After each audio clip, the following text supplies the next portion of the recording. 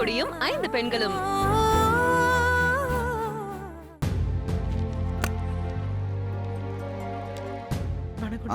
வணக்கம், உட்காருங்க.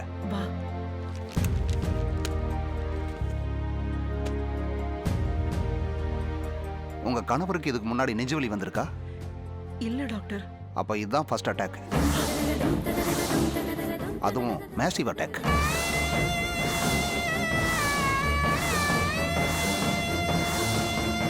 அவருடைய இதயத்துல பிளாக்ஸ் இருக்க வாய்ப்பு இருக்கு. நான் சொன்ன மாதிரி பிளாக்ஸ் இருந்துச்சுன்னா ஆபரேஷன் செஞ்சே ஆகணும். இப்போதைக்கு முதல்ல ஆஞ்சியோவுக்கு பணத்தை கட்டுங்க. தேவைப்பட்டா ஆபரேஷனுக்கும் பணத்தை கட்ட வேண்டியதா இருக்கும். என்ன, ஆஞ்சியோவுக்கு பணத்தை கட்டுறீங்களா? அப்போ நான் ஆஞ்சியோ பண்றதுக்கான ஏற்பாட்டை பண்ண சொல்றேன். வாங்க. வரோம் டாக்டர்.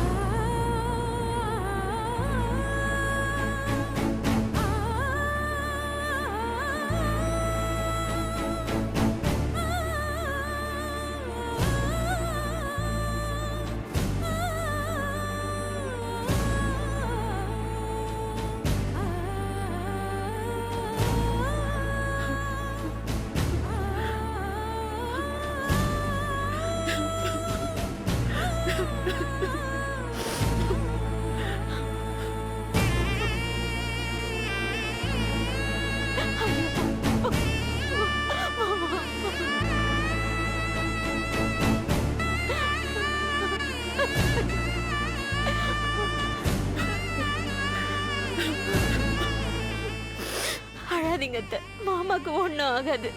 பரிதாபத்துல நீ இந்த மாதிரி சொல்ற. ஆனா இதுக்குன்னு படிச்சவங்க இத பண்ணணும் அதை பண்ணணும்னு என்னென்னமோ சொல்றாங்களே. இதெல்லாம் நான் முன்ன விதைச்ச வெனத்திலகா.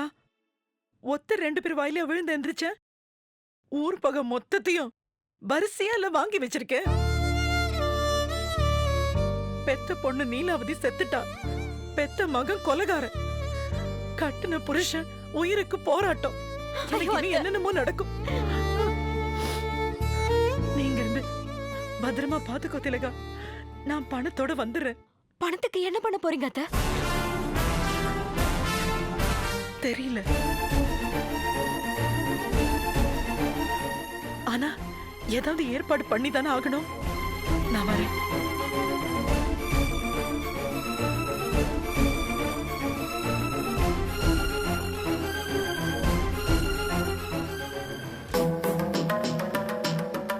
ஏன் பாண்டியம்மா, கௌரி புருஷன் இவ்வளவு முரட்டுத்தனமா இருக்காரு? கடைசி வரைக்கும் அவரு டைவர்ஸ் நோட்டீஸை வாபஸ் வாங்கவே மாட்டாரம்மா? கௌரி அந்த மாதிரி தாங்க சொன்னா. பாவம், மனசெலவுல அவ ரொம்ப உடைஞ்சு போயிருக்கா. நம்ம வேணும்னா திரும்ப போய் மாப்பிள்ளை பார்த்து பேசலாமா? அதெல்லாம் வேண்டான்னு கௌரி சொல்லிட்டா. அதுவும் இல்லாம தாம்பத்தியங்கிறது தானா சுமூகமா நடக்கணுமே தவிர அடுத்தவங்க தலையீடு அடிக்கடி இருக்க கூடாது. அது அசிங்கம், அவமானம்னு சொன்னா. மாப்பிள்ள நல்லவர் தான். இந்த தங்கதுரையும் காஞ்சனாவும் தான் அவரை தப்பு தப்பா யோசிக்க வைக்கிறாங்க. ஏப்பா, உங்க மாப்பிளைக்கு சொந்த புத்தியே இல்லையா? சொல்லுங்கப்பா, உங்க மாப்பிள்ளை சித்தார்த்துக்கு சொந்த புத்தியே இல்லையா? தங்கதுரை சொன்னா கேக்குறாரு, காஞ்சனா சொன்னா கேக்குறாரு, அவங்க அம்மா சொன்னா கூட கேக்குறாரு, தெருவுல போற ஆட்டுக்குட்டி சொன்னா கூட கேக்குறாரு. அக்கா கிட்ட லவ் சொன்னப்ப மட்டும் அவரா தானே சொன்னாரு. அந்த புத்தியை இப்ப என்ன வாடகைக்கு விட்டுருக்காரா? தங்குதுரை காஞ்சனால லைட் வெயிட் தூண்டுதல் தான்ப்பா. ஆனா மாமாவோட அம்மா ஹெவி வெயிட் தூண்டுதல். அவங்க வெறுக்க சொன்னதுனால தான் அவர் கௌரி அக்காவை இப்படி விடாம விரட்டிக்கிட்டு இருக்காரு. கடைசியா கௌரி என்னதான் சொன்னா? அவ எதையும் சொல்லல. நான் தான் அவகிட்ட கடைசியா உன்ன கொஞ்சம் மாத்திக்கோன்னு சொன்னேன். மாத்திக்கிறதுனா? அவங்களுக்கு பிடிச்ச மாதிரி நடந்துக்கோன்னு சொன்னேன். வேலைக்கெல்லாம் போகாம வீட்டோட இரு, வீட்டு வேலையை பாருன்னு சொல்லியிருக்கேன். நிச்சயம் நல்லது நடக்கும், நம்புங்க. எதுக்கு சுத்தி வளைச்சு மூக்க தோன்ற? நான் நேர போய் அந்த தங்கதுரையும் காஞ்சனாவையும் தூக்கி போட்டு மிதிக்கிறேன். என் மக கௌரி வாழ்க்கையில குறுக்க போகாதுன்னு எச்சரிக்கிறேன். அடுத்த மிதி அடுத்த எச்சரிக்கை. அக்காவோட மாமியா இருக்கா? அப்பா, மாமா என்ன கான்வென்ட் குழந்தையா? பென்சில கடிக்காத, பேப்பர்ல கிறுக்காதன்னு சும்மா சும்மா தலையில தட்டுறதுக்கு? அவரா திருந்தி அவரா வாழ்ந்ததான் உண்டுப்பா. அது இல்லம்மா, நான் என்ன சொல்ல வரேன்.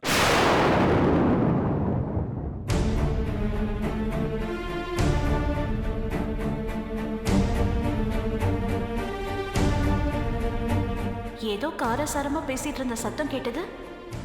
என்னை பார்த்ததும் அமைதியாயிட்டாங்களே, என்னவா இருக்கும்?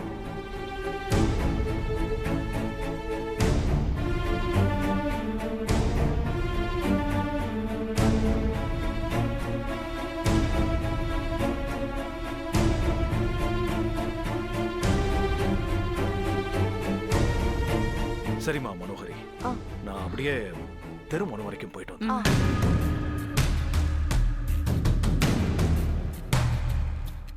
மனோகரி, நான் தூங்க போறேம்மா. ம்.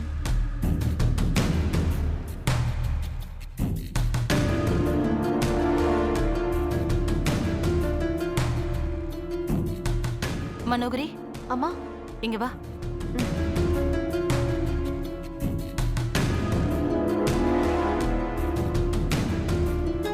இப்போதைக்கு அன்னக்கொடி எது கேட்டாலும் நீ சொல்லாத.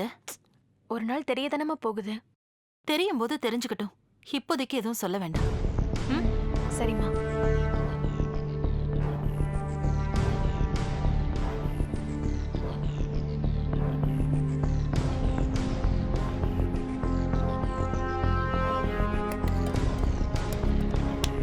அம்மா, சூடா கொஞ்சம் தூக்கல சர்க்கரையோட ஒரு கப் பால் வேணுமா? என்ன பேசிட்டு இருந்தீங்க? எப்போ? நடிக்காத. நல்லா பேசிட்டு இருந்தீங்க. நான் வந்ததும் 3 பேரும் அமைதி ஆயிட்டீங்க. என்ன பேசிட்டு இருந்தீங்க? மா, நீ ஏதோ கற்பனை பண்ணிட்டு பேசாதம்மா. நாங்க எதுவுமே பேசல. நம்பிட்டேன். ஐயோ அம்மா, சீரியஸா தான் சொல்றேன். நாங்க எதுவும் பேசல. கத்திரிக்காய் முத்துனா கடத்தெருவுக்கு வந்தே தீரும். எந்த ஒரு விஷயமா இருந்தாலும் அதை இன்னைக்கு மறைக்கலாம், நாளைக்கு மறைக்கலாம். ஆனா ரொம்ப நாளைக்கு மறைக்க முடியாது. இத பாரு, ஒரு நாள் தெரியும். அன்னைக்கு நான் உன்னை போலீஸ்னு கூட பார்க்க மாட்டேன். துவைச்சு எடுத்துருவேன், துவைச்சு.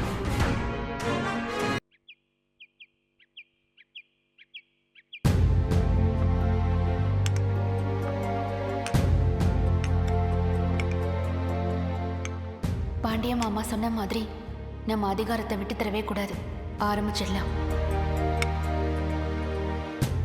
என்ன நடக்குதுங்க? சொல்லுங்க கவிதாமா, என்ன நடக்குதுங்க? அது உமாமாக்கு தலைவலிக்குதான்.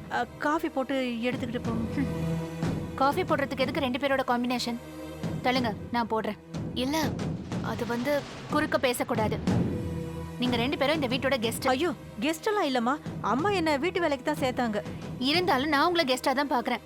தள்ளுங்க. இல்லக்கா, மேடம் எங்களை தான் சமைக்க சொல்லிருக்காங்க. இப்போ நான் ஆர்டர் போடுறேன். இனி இந்த வீட்ல நீங்க எங்க வேணாலும் போலாம் வரலாம். கிச்சன் பக்கம் வரவே கூடாது. இது என்னோட ஏரியா. போங்க. எல்லாருக்கும் நானே காஃபி போட்டு எடுத்துட்டு வரேன். போங்க.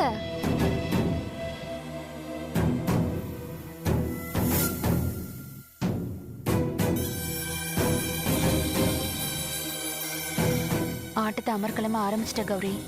விடாம இறுக்கி புடி. பாண்டிய மாமா சொன்னதை சாதிச்சிடலாம்.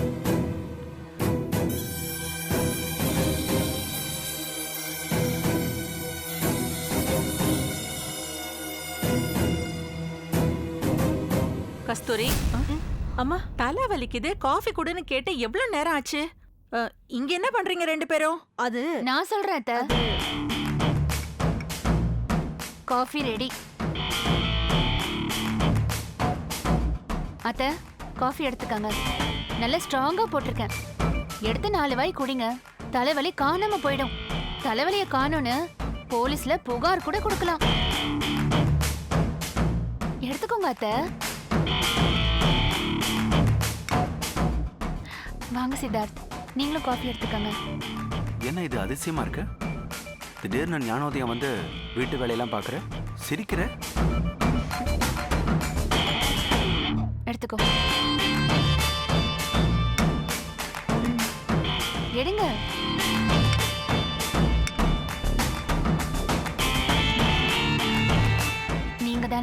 நான் மருமகளா இல்லாம மனைவியா இல்லாம எப்பவும் லாயரா இருக்கிறதா வருத்தப்பட்டீங்க. அதான் கொஞ்ச நாள் லாயரா இருக்காம உங்களுக்கெல்லாம் லாயலா இருக்கலாம்னு முடிவு பண்ணிட்டேன். இனிமே நோ கோர்ட் நோ கோர்ட், முழுக்க முழுக்க ஹவுஸ் ஒய்ஃபா இருக்க போறேன்.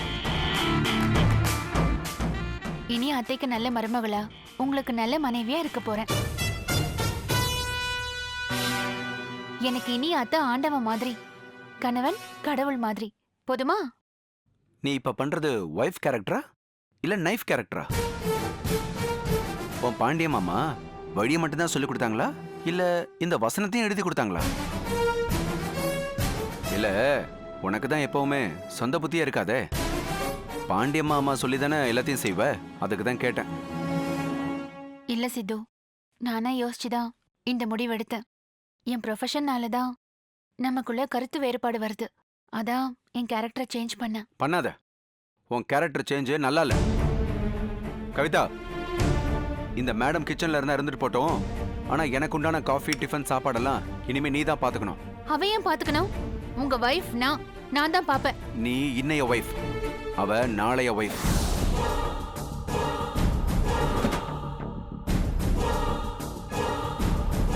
என்ன சொன்னீங்க? நான் சொன்னது உனக்கு புரியலையா? நல்லா தெளிவாவே சொல்லிடுறேன். நம்ம டைவர்ஸுக்கு பின்னாடி நான் கவிதாவை தான் கல்யாணம் பண்ணிக்க போறேன்.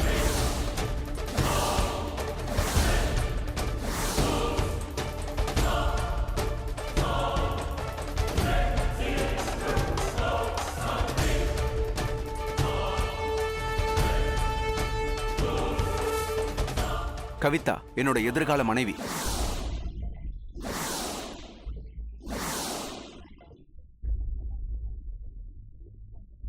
நீ நல்லவளா மாறிட்டியா இல்ல அந்த மாதிரி நடிக்கிறியான்னு எனக்கு தெரியாது. அதை தெரிஞ்சுக்கவும் நான் விரும்பல. கவிதா என்னுடைய ஃபியூச்சர் ஒய்ஃப், அதை நீ தெரிஞ்சுக்கோ.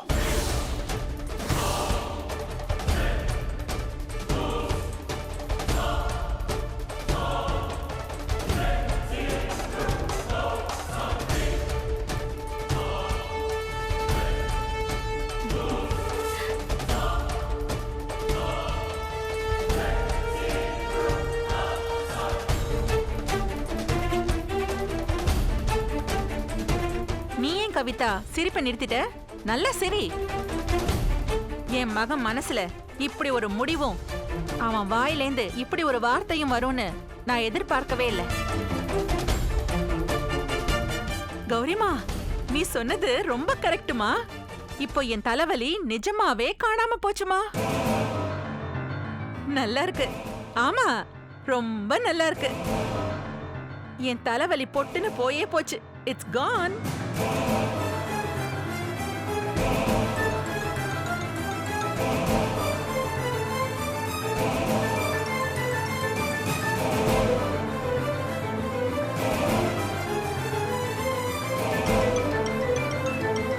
சித்து,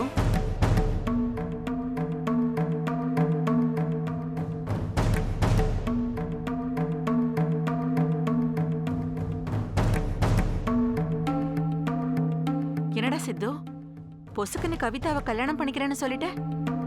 உன் வாயிலேந்து இந்த வார்த்தை வரும்னு நாங்க யாருமே எதிர்பார்க்கல. நீ சொன்னது நிஜமா? அது என்ன அது சொல்லுடா. அது கோவத்துல சொன்ன வார்த்தை இல்லம்மா, நல்லா யோசிச்சு சொன்ன வார்த்தை.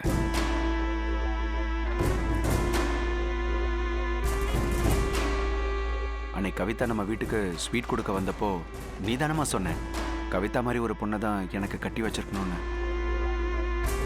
அந்த அந்த வார்த்தை என் மனசுல ஓடிக்கிட்டே இருந்துச்சு. அதான் ஒரு ஆவேசத்துல ஒரு வேகத்துல அந்த வார்த்தை வந்துருச்சு. I'm sorry Kavitha. அம்மா, உன் சம்மதம் கேட்காம உன்கிட்ட டிஸ்கஸ் பண்ணாம நான் கௌரி கிட்ட சொன்னது தப்பு. I'm sorry Kavitha. ஏன் சாரி? எதுக்கு சாரி? நீங்க சொன்னதுல தப்பே இல்ல. இதுக்கு என்ன அர்த்தம்னு தெரியுதா? நீ சொன்னதுல கவிதாவுக்கு சம்மதம். உங்க 2 பேர் மனசுலயும் இந்த ஆசை இப்ப வந்திருக்கலாம். ஆனா எனக்கு இந்த ஆசை எப்பவோ வந்துருச்சு. கவிதா இந்த வீட்டுக்கு மருமகளா வரணும். வந்து அவ கையால விளக்கேத்தணும். என் மனசுக்கு ஏத்த மாதிரி எல்லாமே நல்ல விதமா நடந்துட்டு இருக்கு. சீக்கிரமே டிவோர்ஸ் ஆகணும். கௌரி வெளியில போகணும், கவிதா மருமகளா உள்ள வரணும். மாலையும் கழுத்துமா சித்துவும் கவிதாவும் என் கண்ணு முன்னால நிக்கிறத எப்போ பாப்பேன்னு இப்பவே எனக்கு ஏக்கமா இருக்கு. என்ன கஸ்தூரி, எனக்கு சம்மந்தியா வரதுல உனக்கு சம்மதம் தானே? ஐயோ என்னம்மா இது? நான் ஏதோ ஒட்டு புடவை கிடைக்கும்னு பார்த்தா நீங்க புது பட்டு புடவையே குடுக்கறேங்கறீங்க. வேணான்னு சொல்லுவனா? எனக்கு முழு சம்மதம்மா. பாத்தியா சித்து, ஒட்டு புடவை பட்டு புடவைன்னு கஸ்தூரி வாயில வர வசனத்தை பாத்தியா? என் சம்மந்தி தான்.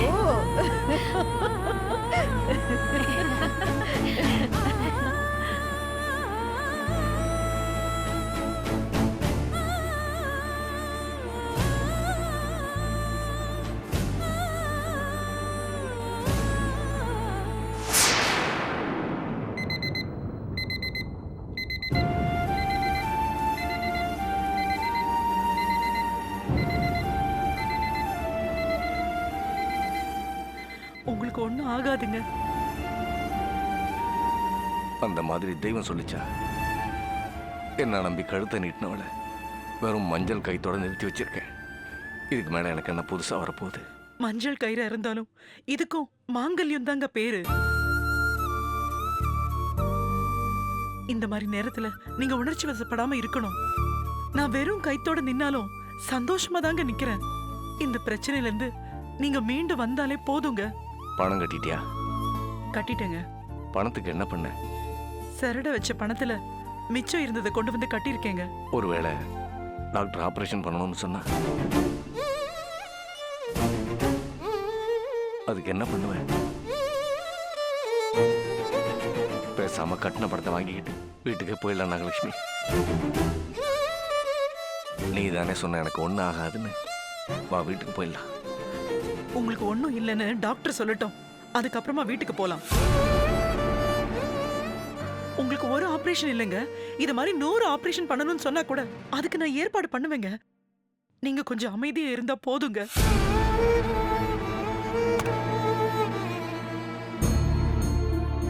அமைதியா இல்லாம சார் என்ன சொல்றாரு? வாங்க டாக்டர். உடம்ப பத்தி கவலைப்படாம பணத்தை பத்தியே கவலைப்பட்டுட்டு இருக்காரு. செண்பக பாண்டியன் சார், எது எது எப்பப்போ நடக்கணுமோ அது அது அப்பப்போ நடக்கும். உங்களை கேட்டு என்னை கேட்டு எதுவும் நடக்காது. இந்த ஆஞ்சியோ டெஸ்ட்ல காட் கிரேஸ் பிளாக்ஸ் எதுவும் இல்லைன்னா நம்ம ஆபரேஷன் வரைக்கும் போக வேண்டியது இருக்காது. நல்லதே நினைப்போம், நல்லதே நடக்கும். நர்ஸ், இவரை ரெடி பண்ணி கொடுவாங்க.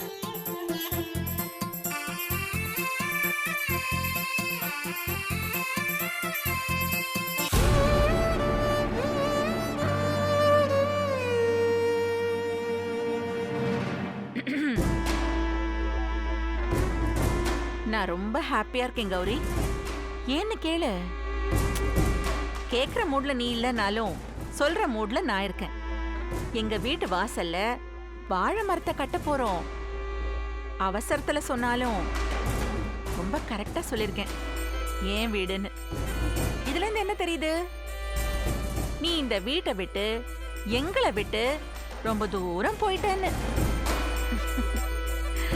சித்தார்த் கவிதா பேர் பொருத்தம் ரொம்ப கரெக்டா இருக்குல்ல? நான் என்ன பாவம் பண்ணாத? எதுக்கு என் வாழ்க்கையில கங்கணம் கட்டி விட்டீங்க? இந்த மாதிரி என்ன தவிக்க விடுறீங்க? நான் என்ன பாவம் பண்ண? பாவம் பண்ணது நீ இல்ல, உன் அம்மா அன்னக்கொடி. நான் யாருன்னு தெரியாம அவமானப்படுத்திருந்தா கூட மன்னிச்சு விட்டிருப்பேன், மறந்தும் போயிருப்பேன். ஆனா நான் யாருன்னு தெரிஞ்சே என்ன அவமானப்படுத்தினா இல்ல, விட்டுருவேனா? விட மாட்டேன்டி, விடவே மாட்டேன். வார்த்தைக்கு வார்த்தை ஏன் பொண்ணுன்னு சொன்னால, அவ பொண்ண அவ கையிலேயே நான் திருப்பி கொடுத்து வெச்சுக்கடி உன் வாழா வெட்டி பொண்ணன்னு நான் சொல்லணும். அதான் சந்தோஷம், அதுதான் சந்தோஷம்.